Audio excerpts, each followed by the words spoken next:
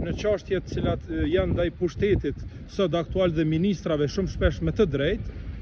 do duhet që ta kishte zelljen e ndaj kësaj çështje, duke ditur që kjo është një çështje shumë e ndjeshme për popullin tonë dhe një pjesë popullit, nga se është identiteti të cilin ne vetë kemi zgjedhur, dhe në këtë rast do duhet që të mos e humbim besimin. Presim që Prokuria Speciale të marrë masat me njëshme dhe ne kemi kërkuar që edhe të paraburgoset i njëjti përkatësisht caktohen edhe njërë nga masat e sigurimit të pandehurit deri në gjatë zhvillimit procedurës, për arsye se në rast se i njëjti tolerohet, jam i bindur që do të vazhdojnë jo vetëm me këtë intensitet, po dhe me një intensitet më të ashpër, sepse kjo është një politikë e sponsorizuar nga ana e Serbisë dhe armiqve të vendit tonë, që përmes këtyre grupeve, të këtyre